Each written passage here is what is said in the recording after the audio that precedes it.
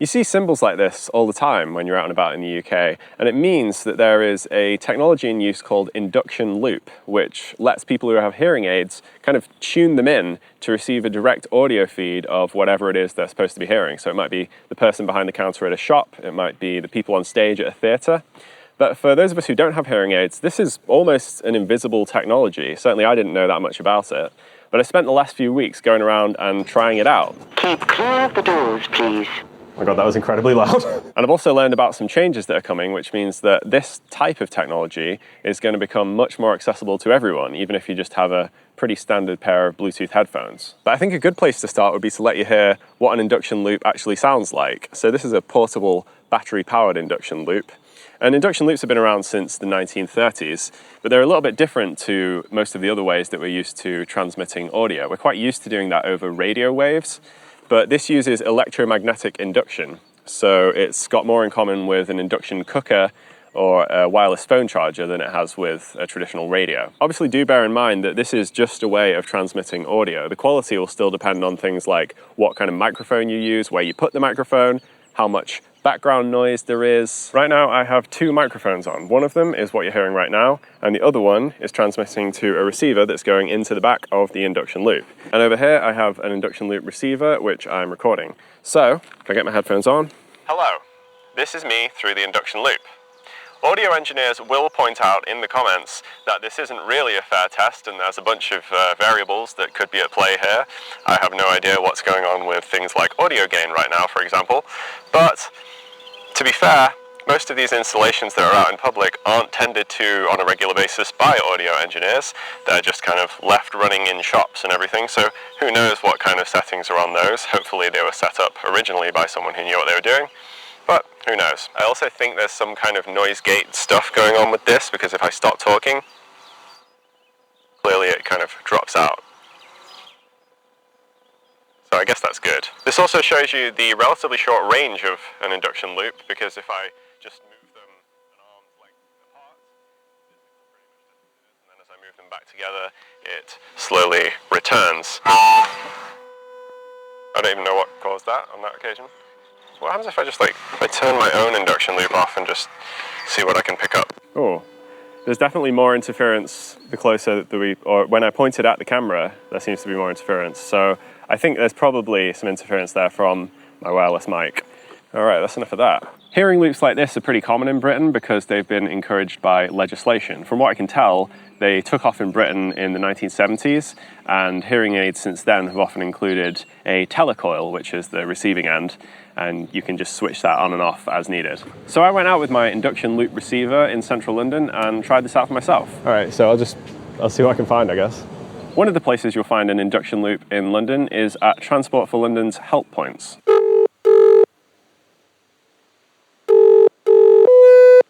Information, can I help? Hi, sorry, if I want to get to Romford, what train should I get? You need to take platform A, a Shenfield service. Okay, thank you very much. Okay, no worries. It worked. The only problem is that these days there is an awful lot of electromagnetic stuff going on in towns and cities. So as I was walking around, I was picking up all sorts of interference and strange noises.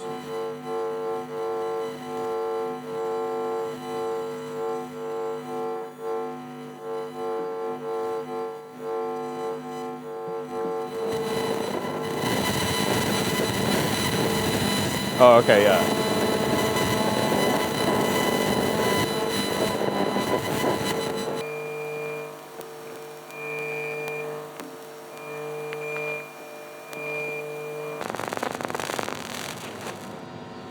People are going to steal all my data from this.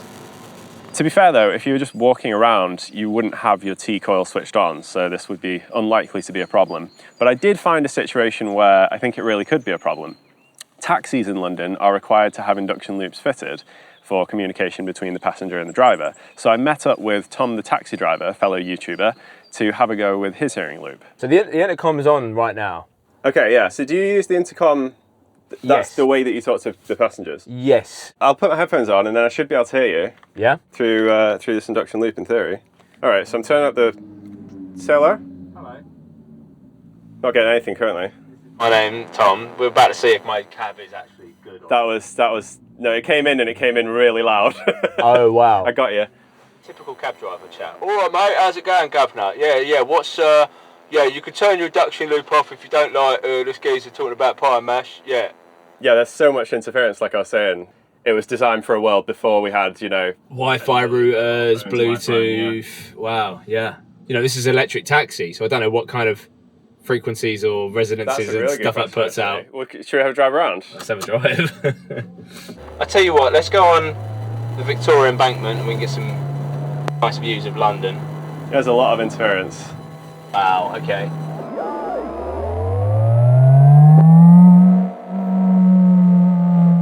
Yield anything? Yeah, it sounds like it sounds a bit like tuning an old radio in, where it's like, you know, like that kind of sound. Oh my god! If I put the thing to the floor, that's probably the motor, or, you know, the car. The batteries are underneath there. So you're sitting on top of the motor, but then the batteries are underneath your feet. Right. Okay. And what's it actually doing? Like, how is it actually working? Like, it's... if you don't know. It's magnetic. I've been having loads of fun playing around with this technology, but I thought probably should speak to someone who actually uses it for its intended purpose. So I met up with Liam O'Dell, who is a deaf journalist and theatre critic. I wanted to ask straight away, the terms deaf and hard of hearing. Yes. There seems to be some overlap, or what's the... There is kind of a spectrum or like level of things that you can use. Where I sit on that is I am moderately to severely deaf, which for me means that I will sometimes ask for things to be repeated. Without my hearing aids in, my tinnitus is a lot louder. I was interested, first of all, in induction loop. Is that something that you have used? Do you use it? I've used it on occasion with different theatres where the quality can be really temperamental, and there is a degree of connectivity issues where, you know, the extent to which you are near to the coil, to the hearing loop, the better the quality, the worse the quality. From what I've gathered, induction loop is a pretty short range technology. So like this one I've got here will only reach maybe a meter or two at most. If you want to install it in a large venue, you have to go around and actually run a metal loop around the venue. One time I used a hearing loop in a theatre, and it was right up in the kind of furthest way back in the theatre that you can be.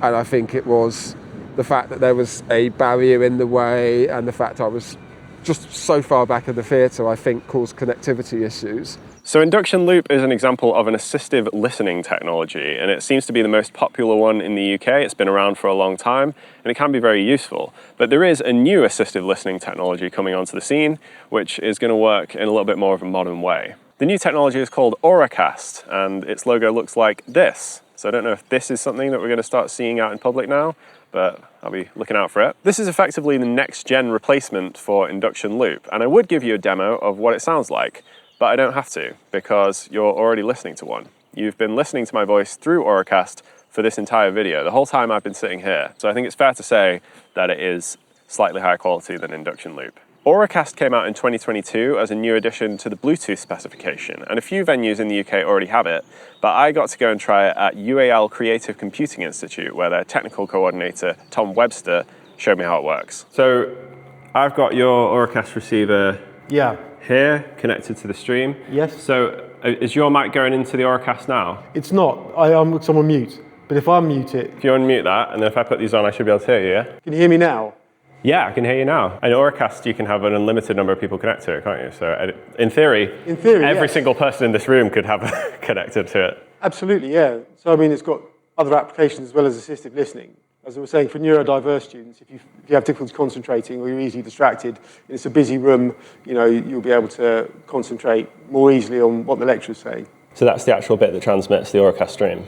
That's right, yeah. It's a pretty standard box, like a generic box shape. So yeah, when you switch it on, and if you press the search button, it will search and it will look for transmitters in the area.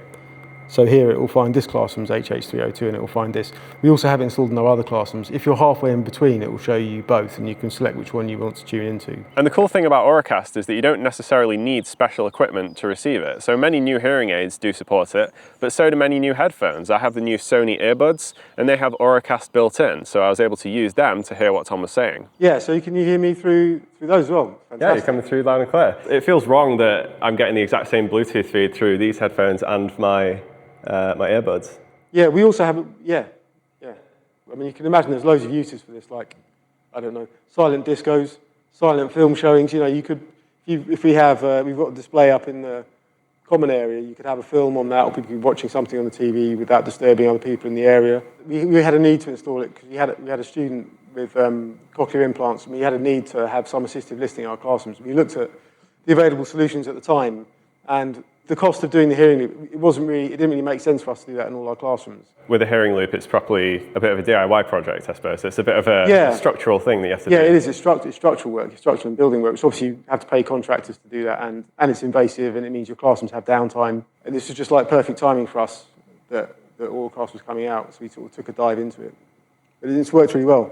I just realised that I tried out Induction Loop with a tom, and then I tried out Auracast with another tom. That's odd. The other thing you can do with Auracast, if you have the latest version of Android, because Apple hasn't caught up with this at all yet, is you can create an Auracast stream from your phone. So I'm in my Bluetooth audio settings right now, and I have new options here for audio sharing and find an audio stream. So if I go on audio sharing, my Bluetooth then switches to an Auracast stream, and if someone else were to scan that QR code, they would be able to join it and listen to the same music that I'm listening to, for example. Effectively, it's very similar to a Wi-Fi hotspot, so people can just join it from their phones and listen in, but I have a password on it by default, so they can't do that. At some point, Apple will catch up with this, and I think that's when everyone will start talking about it, because I can just already picture the Apple executive on the stage being like, "Hey everyone, we invented this cool new idea called Auracast." They won't call it Auracast though, they'll call it like Apple Magic Audio or something like that.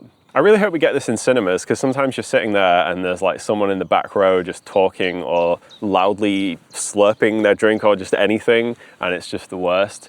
And if you could just kind of get your headphones out with like noise cancelling and just put them in and tune into the film directly, it would be pretty useful. I just want to try Auracast out. I'm looking forward to Auracast becoming more widespread, and I can just go around and connect my headphones to things in public and just see what happens. I think that's going to be fun. I also wonder whether you could use it for multi-room audio, where you have speakers all around your house and you could just connect them all to a single Auracast transmitter somewhere in your house and just have them all playing the same music. That could be a cool solution, maybe. I don't know, I'm really just making these up now. I have no idea, I haven't researched that. That's not part of the well-researched part of the video. Ignore that. Anyway, if Auracast does become as widespread as Induction Loop, and if it does end up getting added into Bluetooth headphones and everything as standard, it will mean that assistive listening becomes more accessible to everyone. You won't need any kind of special technology, anyone can do it. And it's just a way of harnessing all of the technologies that we have these days to bring assistive listening up to date. Anyway, let's have one more go with the Induction Loop. This actually has a built-in microphone, because I think the idea is that you could just put it on a counter and then the person here can speak, be picked up and transmitted to the person standing in front of the counter. So let's try that out. And I've just got the receiver on the floor over there. So I'd say the receiver and the transmitter are maybe the best part of a meter. So I don't know, if I just move it slowly further and further away, let's see what happens. So I'm just going to start walking over here, and then I'll just keep on walking. I'm surprised that literally no one walked through this field while I was here. Alright, I'm cold.